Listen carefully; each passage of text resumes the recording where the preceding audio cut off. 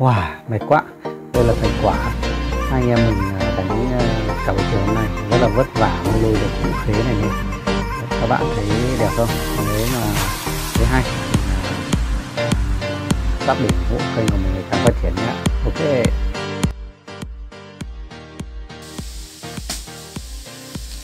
Chào các bạn nhé. Hôm nay mùng 2 tháng 9 được nghỉ, mình ở nhà đấy, mấy anh em tổ chức đánh cây khế ở với ao. Cây này mình trồng từ năm mình lớp 7 ấy. Hôm nay là cũng phải được gần 20 năm rồi các bạn ạ. Cây khế rất to, sát với ao.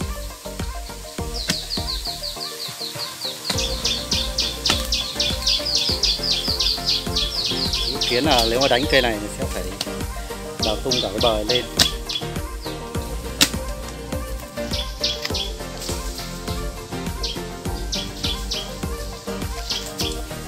Mình sẽ quay cận cảnh nhé.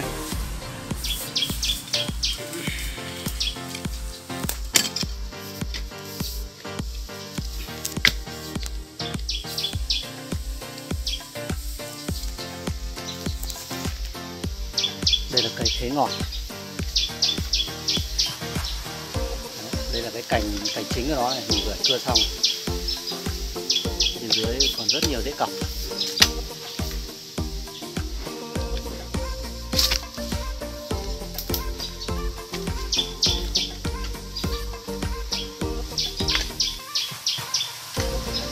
Cái này mình dự kiến là đánh lên xong mình cưa rễ, sau đó thì sẽ ngâm kích rễ và dâm cát. Mình dự kiến là khoảng chắc 5 năm nữa mới ra mới chơi được. Bây giờ chỉ là phôi thôi các bạn ạ. Rất nhiều rễ.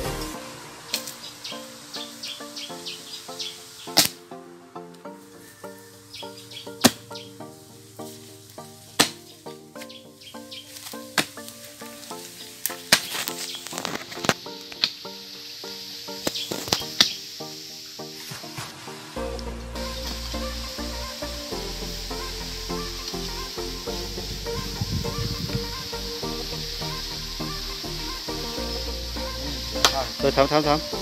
Mày ra đây giữ đi để tao thay cho nào.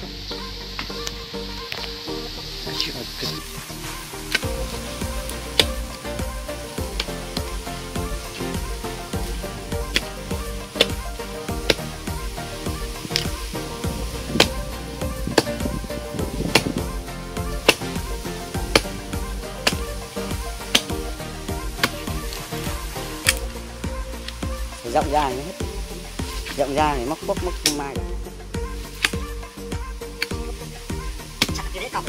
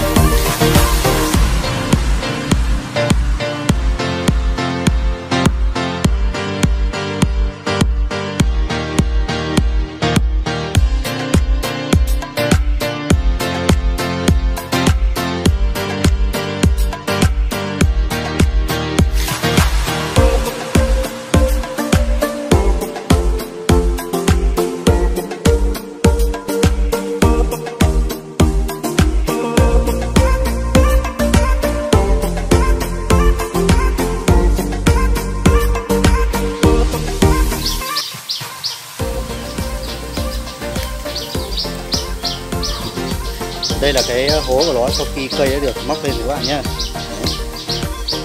Mình lở hết cả bờ ao rồi. Đây là gốc của cây khế tương đối to. Cây này một người khênh thì chắc là mình không khênh được.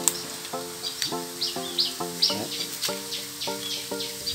Dự kiến là mấy nữa sẽ làm thế lão mai, mà không biết là tùy thuộc vào thời gian dâm nữa, vì dâm cây to như này nó không phải sống 100% các bạn. Cố gắng làm sao cho nó tỷ lệ sống cao nhất. Đầu tiên là mình phải cưa hết những rễ cọc đó đi. Sau đó là sẽ xử lý vết cắt cho nó mịn, rồi để khô vết cắt. Nếu mà để được 1 hoặc 2 ngày chỗ dâm mát để cho nó khô vết cắt, sau đó thì sẽ dùng cát ủ tưới kích rễ, tỷ lệ sống sẽ rất cao. Mình thường hay như vậy. Nếu mà bạn nào mà có cách nào hay thì chia sẻ comment bên dưới cho mọi người cùng xem.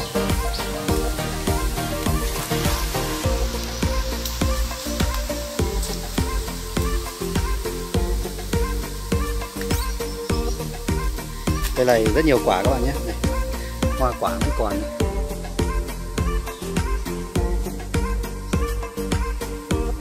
Ok, bây giờ anh em mình sẽ xử lý cái này để mang về.